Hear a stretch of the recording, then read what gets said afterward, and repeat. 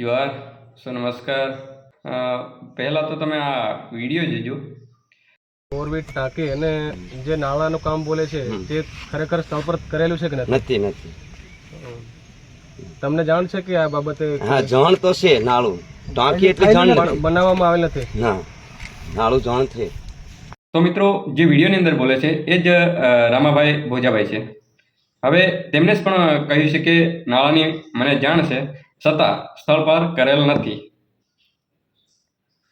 હવે જે રામાભાઈ ભોજા ના ઘર પાસે જે નાળાનું કામ બોલે છે એમને જાતે જ પણ ખબર છે, છતાં પણ સ્થળ પર કરવામાં આવ્યું નથી અને ખર્ચ આ લોકોએ બતાવી દેવામાં આવ્યો છે કે 1,94,000 ખર્ચ થયો છે।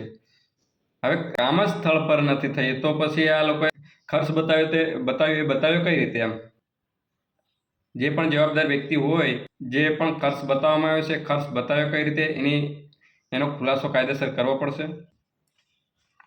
અને એમને બીજું પણ પૂછવામાં આવ્યું કે બોરવેલ ટાંકીનું કામ પણ બોલે છે, તો મિત્રો એની પણ આપણે વિગતે જોઈ લઈશું કે કામની અંદર લખ્યું છે કે રામાભાઈ ભોજાભાઈ ના ફળિયામાં બોરવેલ ટાંકીનું કામ, ટાંકીની એમને જાણ જ નથી। અને હવે એ બોરવેલ ટાંકીનું કામની અંદર પણ ખર્ચ બતાવવામાં આવ્યો છે કે 57,000 ખર્ચ થયો। જો તંત્ર જ આવી રીતે બેદરકારી કરશે અને સરપંચ જાતે પણ આવી બેદરકારી કરશે, પણ આવી રીતે તંત્ર સાથે મિલીભગતનું કામ કરશે તો પછી ગામની અંદર વિકાસ થશે ખરો?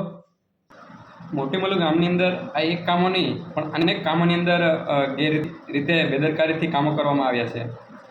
ઉબર ખાબર જે બધા કામો બતાવીને બસ ખાલી નાણાં બતાવી દીધું કે આટલો ખર્ચ કર્યો, આટલું કામ કર્યું, વાસ્તવિક રીતે જગ્યા પર તો છે જ નથી કામ।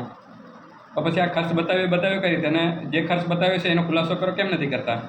કરવો જોઈએ ને ખુલાસો કે આ ખર્ચ આવી રીતે બતાવ્યો છે, અમે આટલું કામ કર્યું છે અને સ્થળ પર આ કામ ચાલુ છે, કામ ઓનગોઈંગ બોલે છે પાછું, અને ખર્ચ બતાવી દીધો છે 1,94,000, 57,000।